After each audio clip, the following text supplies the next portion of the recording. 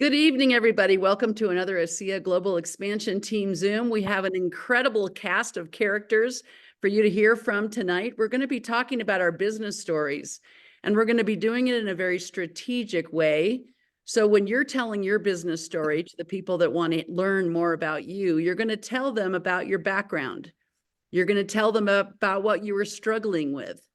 You're going to tell them when ASEA entered the picture, and you're going to tell them about how your life is now as a result of being introduced to this incredible biotech company.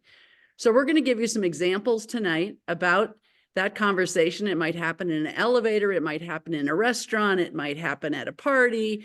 It's not a big presentation.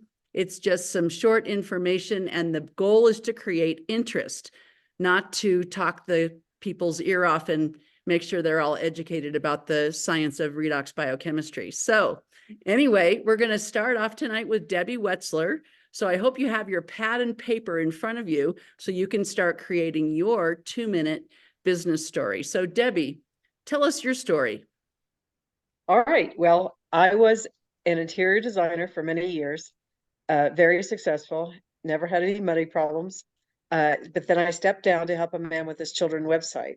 And I didn't have the foresight to know that in 2008, the economy was going to be so bad, and he went bankrupt and stopped paying us. And so my money started running out. And I was a single mom with one child at home, and I went through my life savings just to try to keep the roof over our head until I found another job. And then I was working double shifts at a restaurant. That was the only thing I could find in 2008. And I was extremely busy. I had a 20-minute day break. That was it. And I finally got behind in my mortgage to the point where they sent me a letter of foreclosure. And it was that night that I took the letter upstairs. I got down on my knees. I put out the biggest prayer of my life. And I said, please let me find something that I can help people with, and that will also turn me around financially. And as my story goes, I got into bed that night extremely upset. My phone was ringing before I ever even got out of bed the next morning, and it was you, Cindy. And you had called because my name had popped into your head. And I never wondered why the night before. And you had no idea of my situation, but you were an answer to prayer. And it was at that moment that I found ASEA. I took it to a very close girlfriend of mine who happened to be a scientist. I just wanted to learn more. I trusted you completely. It wasn't that I didn't believe you, but I wanted to learn more about it. And I knew she could teach me, and she did. She taught me a lot more about it from what ASEA could say as to what she could tell me. And once I had found out all about the technology and what it could do for people, I immediately started calling everyone I knew about this, and just told most of them that I loved them and I wanted them to learn about this. And I didn't care what they did with the information. I just wanted them to learn. I got it on my mother, and she had such profound reactions and responses to the product and technology. I knew that it was working, and I knew what I knew. And I've had that posture ever since. No one can argue with me about if this works or not works. So that is my story, and it saved my house in a month, and I went on to earn 6 figures in about a year at 20 minutes a day. So no one can ever tell me they don't have enough money because I was bankrupt or enough time. So thank you. Fantastic, Debbie. Fantastic. I always love to hear your story. So Dick Walker, tell us a little bit about your ASEA story. You came from an ER hospital. So tell us about your business story with ASEA. Yeah, glad to. I was a practicing ER doc, internal medicine, emergency room, worked 12-hour shifts. A lot of them were night shifts because I didn't like rotating from one shift to another.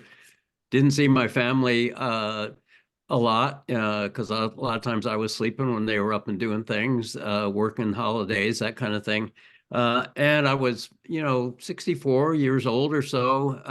And you would think that I might be winding down my career, but here I was having put 4 kids through college plus, so advanced degrees, a lot of money going out that way. The recession had shrunk my 401k retirement plan. It looked like somebody had thrown it into the dryer, put it on high, and brought it out, and it just didn't have the amount of money in there that that I really needed. And we had, and before the recession, we had financed and built a great, big, beautiful log home of my dreams. So needless to say, at 64, I was not looking at being able to retire for a number of years. And quite frankly, I was starting to wear out a little bit. And then I started to see what ASEA could do for people. And as an ER doc, you really never get feedback from patients, even if you're able to save their life and put their arm back on and do things like that, because you pass them on to some other doctor. But really quickly in ASEA, I had people coming back and saying, "Hey, man, I am so much better. Thank you." And so I said, this is a different world. Plus I started to make money. And it really, all of a sudden I realized that I didn't just have a plan B. I had something that might become my plan A. And so I went to work. I started recommending this to people. And I started with people who I knew were kind of at the end of the rope. They tried everything else because I was one of the people that was recommending things to them. And by gosh, they almost to a T, they all got better. And so I knew that I had something here that would be able not just to help a whole lot of people, but also to help us out financially, because I didn't want to keep doing that for another 10 years. I didn't want to be 12-hour shifts all night long when I was 75. And so, within a couple of years in the ASEA, I was able to actually decide to retire just in a couple of years based on this business model. So it's a fantastic business, and it really saved our bacon, I'll tell you. It was wonderful. Fantastic, Dick. Yeah, it's wonderful to have people from all walks of life join this incredible humanitarian project called ASEA. And I know that Maureen Hayes also came from a hospital setting, trying to decide how she was going to invest her time and energy. So Maureen, tell us your business story. Yeah, thanks, Cindy. Actually, it's kind of interesting. I like to say all roads lead to ASEA. I hear my husband trying to get the garage door open. There seems to be a problem down there, so I may have to take off in a second. But in any case, JC Corchula or Dad. This is him calling me. Could you go into someone else? So I'll come back on in a second. Sure. Cindy, I could tell mine. Well, sure, Nancy, go ahead. I was going to say, I'll never forget when Dick was home for Thanksgiving, and he usually wasn't home for any holidays. And it was very strange. I was like, wait, who are you? But when Jerry White, we found out from Jerry White, a good friend, and that's how most people find out about ASEA. And at the time, this is my business story. I was not interested. I wanted to get well, but my dream was a retail store. I actually had 2 retail stores. We had 150 alpacas that I was taking care of. We took care of Dick's mom also. And then we had 4 children to keep up with. And sometimes my store was just me. Sometimes I was working 15 hours. I had an online store and a brick and mortar store. I did all the advertising, merchandising. I took photos of all my models. I did everything. And that was my dream. And I was about worn out. And I thought, if I take on one more thing, I'm just going to die. I can't do it, but I want to get well. So I'm going to try. I'm going to listen, and I'm going to try ASEA. And I held my ground for 3 years. And while Dick was busy making phone calls, and I was sort of upset with him for calling even on holidays. He would call people instead of talking to me. But luckily, I really believe he saved the lives of a couple of our friends because he did that. And then I saw all the lives being changed over 3 years. And one day I was sitting in my store and I thought, I'm just sitting here waiting for someone to walk in the door and buy alpaca sweaters and scarves. And I thought, it's fun, but I'm never going to change anybody's life because they have a new alpaca sweater. And I decided to close my store after 9 years. And I knew I had to go big or go home, and I decided to go home and join Dick and ASEA. So that's what I did. And then when a few years later, it's time for Dick to retire from the hospital. And we went to apply for Social Security. And I was so shocked. I couldn't even speak when we left the Social Security office when I saw how little money we were going to get every month after contributing all of our working years. We contributed to that. And I thought, we got in the car and I could barely speak. And I said, how do people live on Social Security? If Dick had not had the foresight to build an ASEA business, we would have had to go home and put our house up for sale because the amount we were getting did not even cover our house payment, much less food and the other necessities. And so that was my big lesson. And I really want to share this with people who are retiring, who do not have enough money put away. This is their plan B. This is a lifeline. And that's what my goal is. Fantastic. Well, Tammy Gates, I know you were up in Montana. You got a call from Denny Robinson. She had no idea of your financial situation, but you had a very acute idea of your situation. In fact, your chronic situation. So anyway, tell us a little bit about your business story. Yeah, so my background is a hairdresser turned bank teller, turned travel agent, turned bookkeeper, turned EMT and flight medic. And the reason is I was trying to do anything I could to help our family get by. We had 17 credit cards that were all maxed out to the very tippy top. We were months behind in our $500,000 mortgage.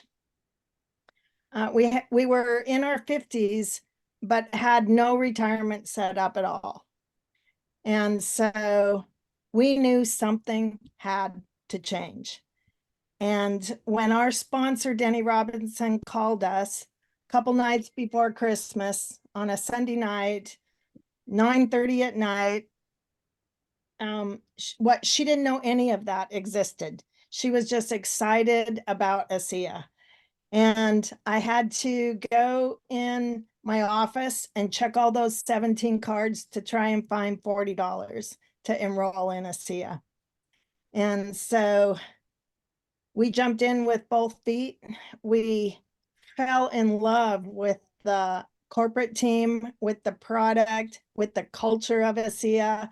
And so we were telling everybody we knew about ASEA. And I have to tell you, today, I get to pay, we don't have 17 credit cards, first of all. And I get to pay them down every Friday. Friday is payday. It's my favorite F word. And our mortgage will be debt free in about 2 years now. And so we have a nice, safe, healthy retirement. And I guess what's more important than that is that we've got to spend the last 14 years building a legacy for our grandchildren. Yeah. Wow. Rags to riches. It's just so inspiring. It really, shows that the American dream is still alive. So, Jerry Yerke, I know you came from a very different kind of background, a corporate background, and you've been around this industry for a long time, but not in the field, in the corporate office, supporting those in the field. But tell us a little bit about your business story. Well, thanks, Cindy. First off, I feel like the rookie on the Super Bowl championship team. Each and every one of you are legends, in my opinion. We appreciate you. We love you. And just to be on this call is an honor. Background: started out in the business career as the largest Domino's pizza owner in the state of Nevada, Northern Nevada, Carson City, Reno, Lake Tahoe area, and thought that was going to be it.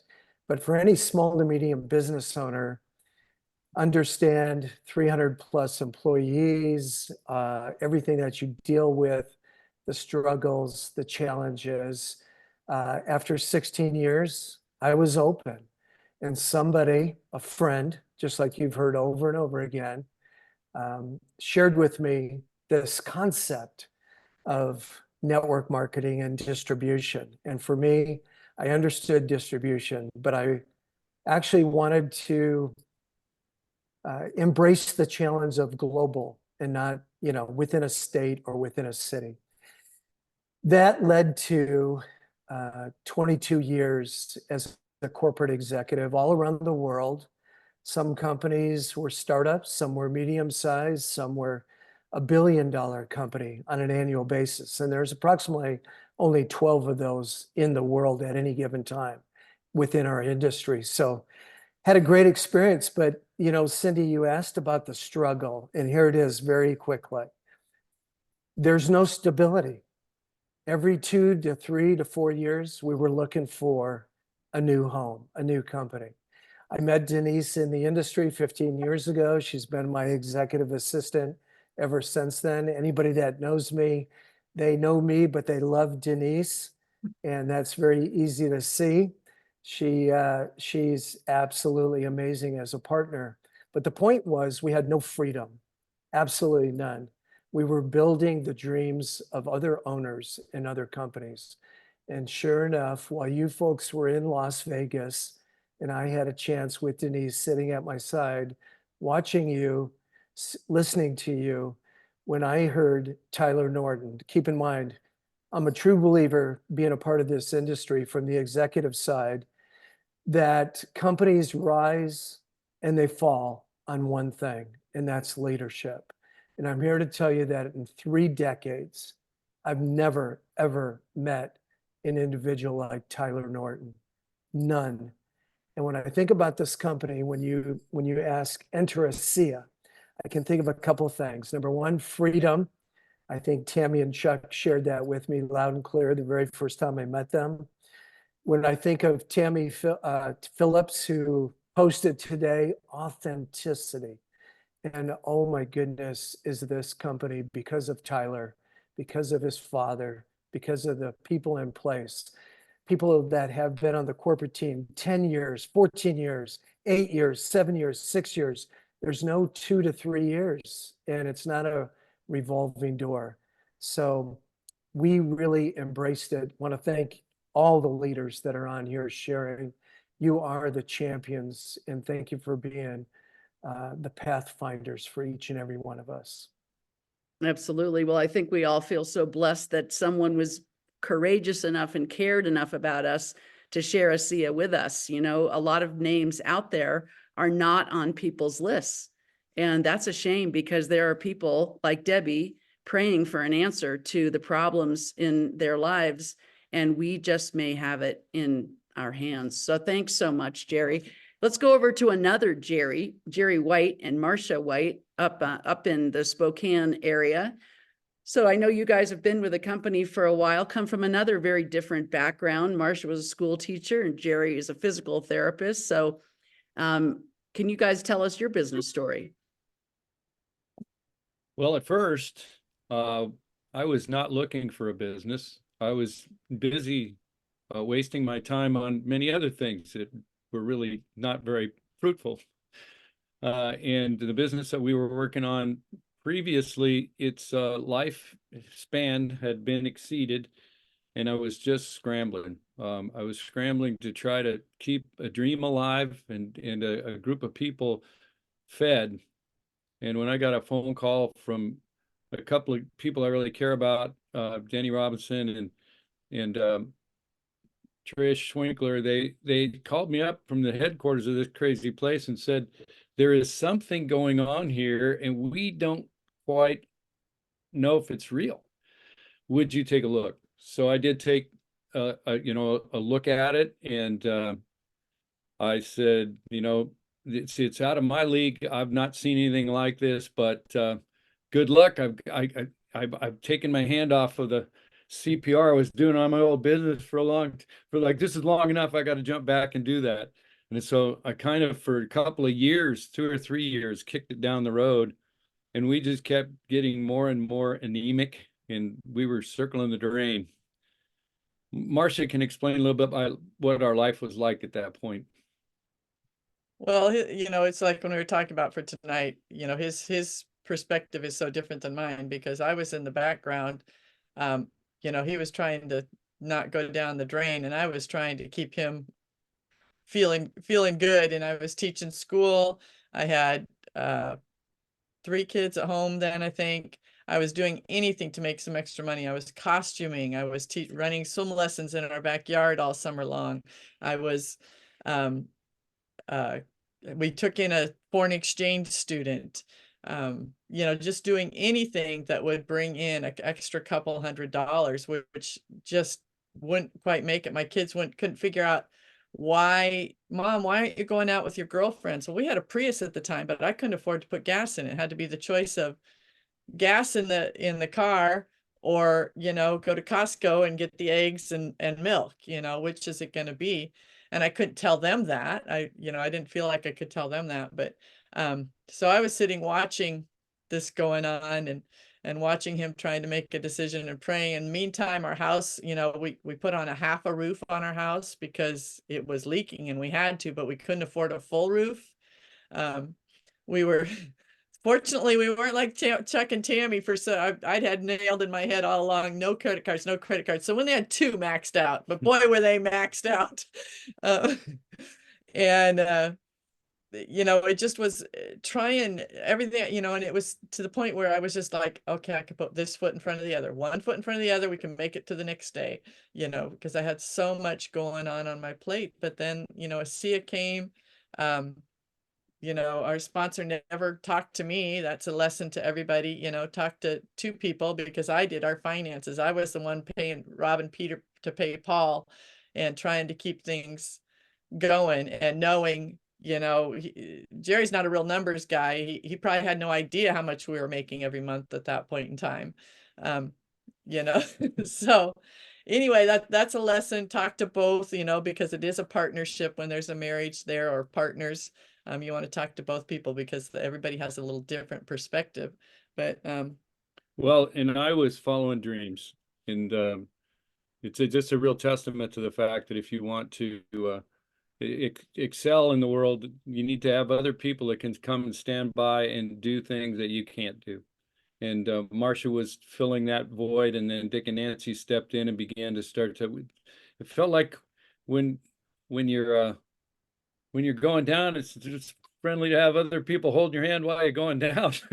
But we started floating. We started coming back up. Terry Latham jumped in at that point, and it was a coalesced group of people who were saying, we're not going to go there. Let's get up and take a run at it. And we found that the belief system and the ethos, I found a place that I could believe in, and lay my sword on the ground and say, on this rock we'll stand. And Marcia was gracious enough to take care of the finances while I wandered off into the wilderness and took over. And the exciting thing is since we've been in ASEA, is I don't have to worry about which get that energy to just go one more day. We get to choose how we live our life now. We work hard, but the rewards are great. I mean, we get to be friends with all the people on here. We get to give where we want to give. That was one of our big goals. On the way back, driving back from one of our trips to Salt Lake, we couldn't afford to fly down there when we were checking things out. But we made a thing of 5 things we wanted to do, and we've gotten to number 5, and it's really fun. Jerry, you want to share those? Well, it just I had to clear my head and go for the future. And so I said, if we're going to build something, I want to work off of these 5 premises. Number 1, I wanted to live an amazing life full of adventure. And you can't believe what she can do and we can do together. And the second one was with a whole bunch of people that we love and care about. This industry was full of that, making a much bigger difference together than we could ever make by ourselves. Number 4 was justice, to give justice to the people who were doing the work, not to those who were the most glittery or those who were talking about doing the work. And the number 5 was real important to me. I just wanted to make enough money to be done with money, so that when the most important things in life came along, time and money were no object. And so we've now really crested number 5, and it's time to give back. So we're grateful And Cindy, we're grateful for people like you who can run a call like this and make it really exciting. Yeah. Well, you know what? Paying bills isn't very exciting, but being a philanthropist is very exciting, and making a difference in the world and having an impact is what, is, the payment that is priceless, that we get paid in every day when we are courageous enough to reach out and do things that most people only dream about. But Maureen, I hope you've fixed your garage door. I hope your husband is a, jack of all trades. She even knows how to fix a garage door. So anyway, I wish. she's married to a doctor, and he's probably doing doctor things. So she's doing everything plus doctor things, right? He's actually upstairs. He can't fix the garage door either, but I've already texted my contractor. We just had it fixed. It won't open. But anyways, such is life. But at least now we can afford to get it fixed. But it's so funny listening to everybody and where everybody was, because I always forget about this part of my story about what led up to my joining ASEA, and I joined in 2012, but my story of getting to ASEA actually goes back to 2008. I'm an anesthesiologist and pain specialist, and my husband's a pediatric anesthesiologist, and we both worked together at the same hospital, and we had worked at the same hospital for years. And I had for a long time been looking for a way to kind of get my life back, because you don't think about it, but when you work all those years and you can't get the same vacation time off, somebody's always working a holiday, and Dick can talk about this too. It's just that's your life for decades. And what happened in 2008 was we got hit. We live on an island, Galveston Island, off of Houston. We got hit by, it was only a Cat 2 hurricane, but it devastated our island, just devastated it. And our hospital was closed for about 6 months. My husband went into Houston. He would drive into Houston an hour and a half to go to work every day. I decided, because my kid had just started high school and it was a mess. The school was decimated.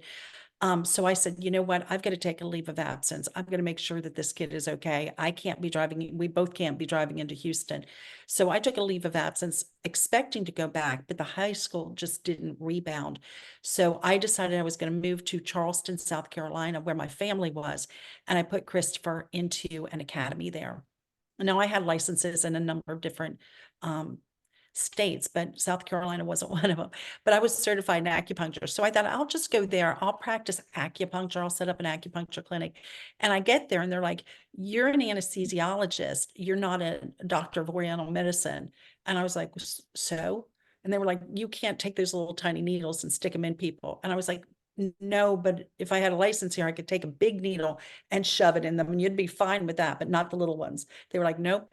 And I was like, well, that's okay. I was using products from a network marketing company in my pain clinic that I loved. It was a wellness company. They were great. So I was like, well, people say you can make money at network marketing. So here we are. My husband's back there. I've given up my salary as a physician, and they very rudely stopped paying me. No loyalty there at all. I'm not making any money as an acupuncturist. I think I'm going to be a network marketer, right? We've got our home that we're paying a mortgage on. We're now renting an apartment in Charleston. We've got a second home, a vacation home, and an investment property. So we have all of this, and I've given up my income, and I'm going to do network marketing. Oh my God.